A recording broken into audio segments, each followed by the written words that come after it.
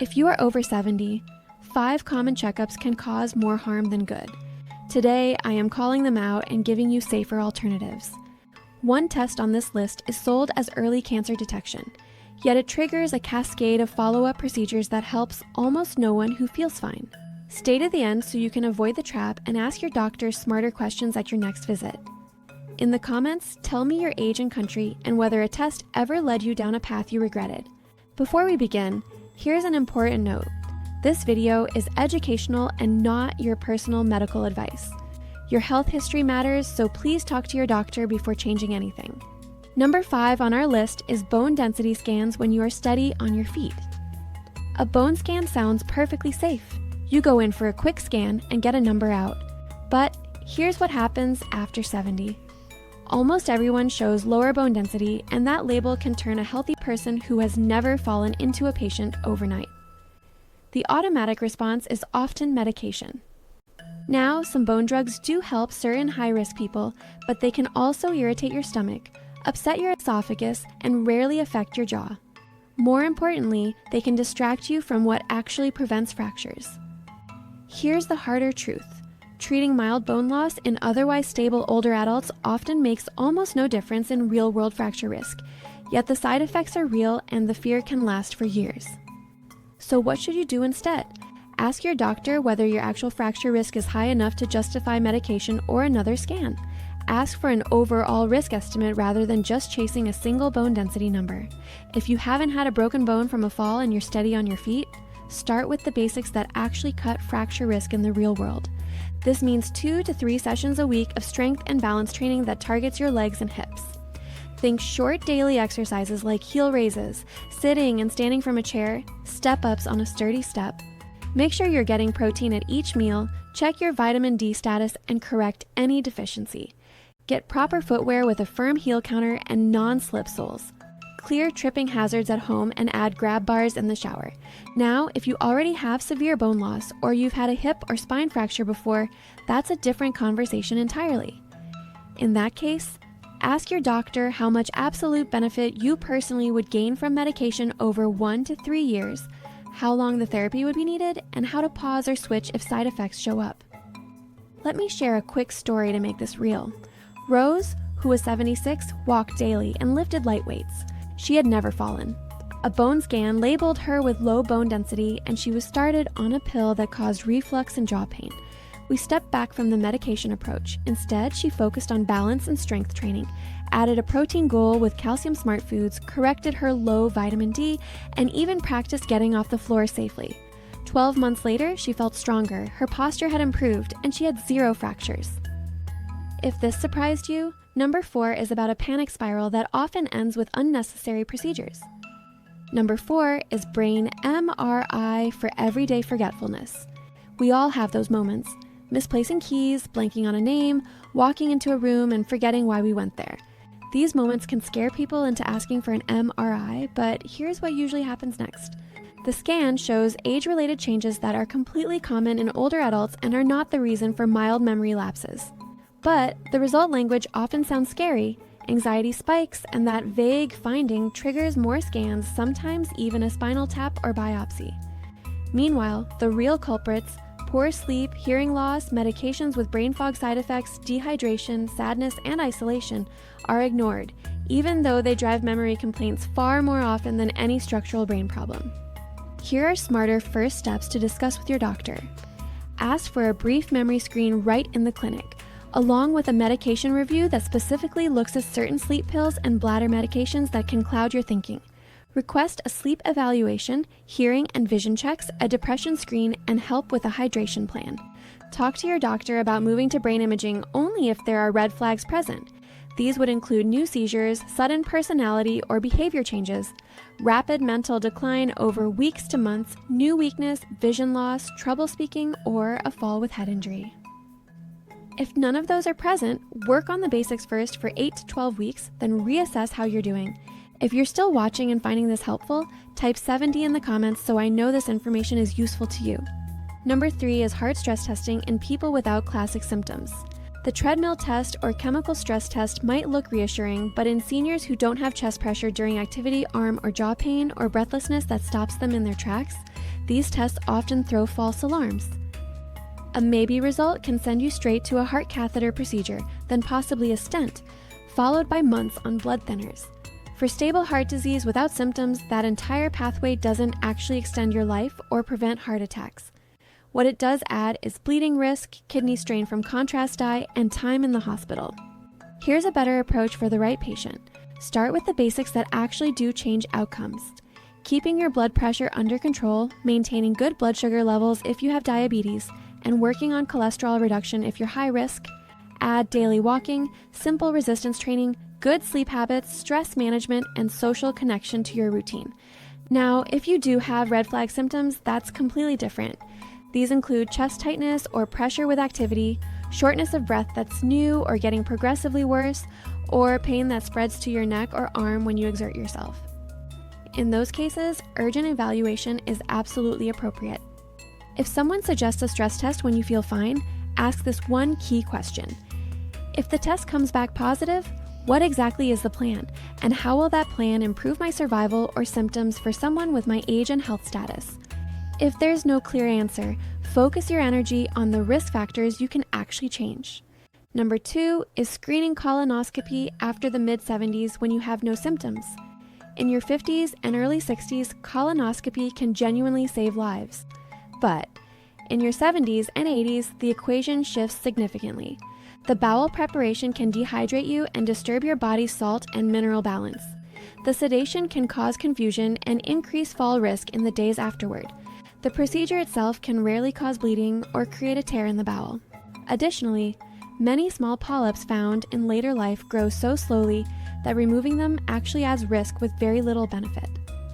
If you've had clean colonoscopies in the past and you don't have symptoms like blood in your stool, persistent belly pain, or unexplained weight loss, it's worth asking your doctor whether routine colonoscopy should stop for you.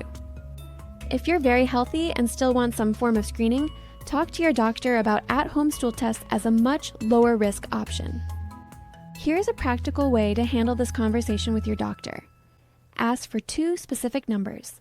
What is my absolute chance of benefiting from a colonoscopy at my age and health status over the next 10 years? And what is my absolute chance of having a serious complication in the next 30 days from the preparation, sedation, or the procedure itself? If the benefit turns out to be tiny but the potential for harm is real, it makes sense to favor the safer path. If this feels controversial to you, number 1 is the trap that wastes time, energy, and peace of mind for healthy people. Number 1 is full-body CT scans in people who feel perfectly fine. The sales pitch is seductive. Scan everything at once and find cancer early. But here's the reality. Full-body CT scans expose you to a large dose of radiation in a single sitting. These scans are designed to find absolutely everything, including completely harmless age-related nodules and cysts. Once those show up on a report, the cascade begins. First comes more scans, then often a PET scan, then frequently a needle biopsy. Each step in this process adds risk, cost, and tremendous anxiety. Here's the real kicker. There is no good evidence that scanning your entire body when you feel fine actually helps you live longer. For most people, it does exactly the opposite. It steals your peace of mind and pulls you into a medical system that simply cannot stop scanning. Here's a better way to think about medical imaging. If you develop specific new symptoms that genuinely worry your doctor, then targeted imaging absolutely makes sense. But if you feel well, protect both your body and your mind. Spend your time and energy on proven screenings that still make sense for your age and health status, not on fishing expeditions that are likely to catch harmless incidental findings. If a clinic is marketing a comprehensive scan package to you, ask them this question. What would I actually need to do tomorrow if a 3mm nodule shows up on my scan? If the honest answer is more scans every few months for the next several years, then you should say no. Let me pause here for a quick check-in. If you're still with me and finding this information valuable, please comment the word WISE so I know to make more videos like this one. Now, let me give you a simple checklist so you can push back politely with your healthcare providers without feeling confrontational. Here are 7 questions to ask before agreeing to any test. First, what specific decision will this test result change for me in the next 90 days? Second, What is my absolute chance of benefit if the test comes back normal, borderline, or abnormal? Third, what are the most common next steps if the result comes back unclear? Fourth, what is the risk of serious harm from the test itself, and what about the most likely follow-up tests that might be needed? Fifth, are there safer first steps we could try for 8 to 12 weeks before testing and then reassess? Sixth, if we do find a small, low-risk abnormality, can we simply watch it instead of immediately treating it? And seventh, if I choose not to test right now, what specific signs or symptoms should prompt me to reconsider testing later? Now let me give you a practical 30-day safer screening plan you can start implementing right away. In week 1, book a comprehensive medication review with your doctor or pharmacist. Ask them specifically about any drugs that might increase your fall risk or cause brain fog. This includes certain sleep aids and bladder medications. Also start building a consistent hydration habit and set a daily step goal that you can actually achieve. In week 2, begin a short but effective strength and balance routine that takes just 10 minutes on most days. This should include exercises like sitting and standing from a chair, wall push-ups, step-ups on a sturdy step, heel raises, and practicing standing balance near your kitchen counter for safety. Week 3 is for a thorough home safety audit. Remove loose rugs that could cause trips, add night lights for safe navigation, secure loose cords, install grab bars in your bathroom, and add a non-slip shower mat. Also take a good look at your footwear to make sure it's supportive and safe. In week 4, focus on brain basics. Work on getting consistent sleep and establishing a good daytime light exposure routine. Address any hearing loss you might have, and make it a point to call a friend every day or join a social group at least twice a week. These 4 weeks of focused attention will do far more to prevent fractures, memory problems, and heart issues than most of the screening add-ons that get marketed to healthy older adults.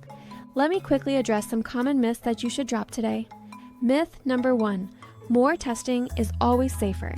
The truth is that after age 70, the wrong test can actually be the riskiest thing you agree to.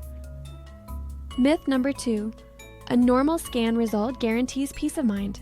The reality is that scans very often uncover completely harmless findings that trigger more testing and significantly more worry.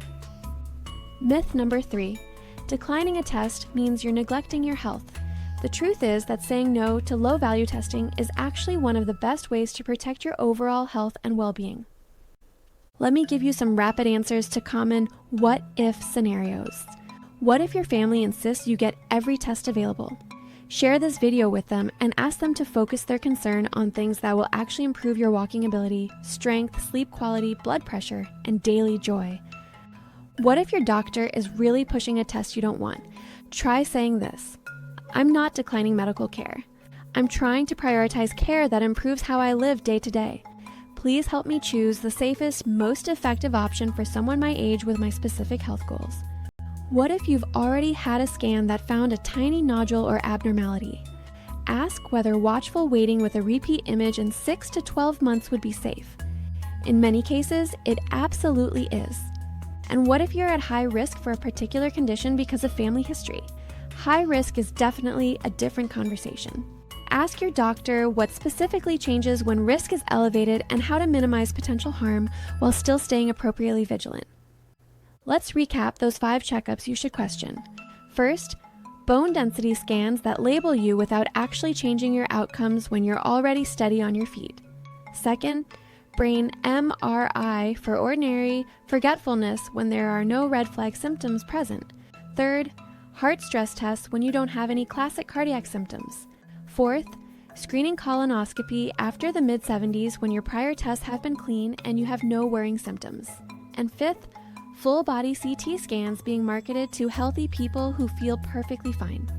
The key is to replace these with targeted testing only when symptoms or genuine risk factors justify the testing, and invest your time and energy in daily habits that actually move the needle on your health and well-being.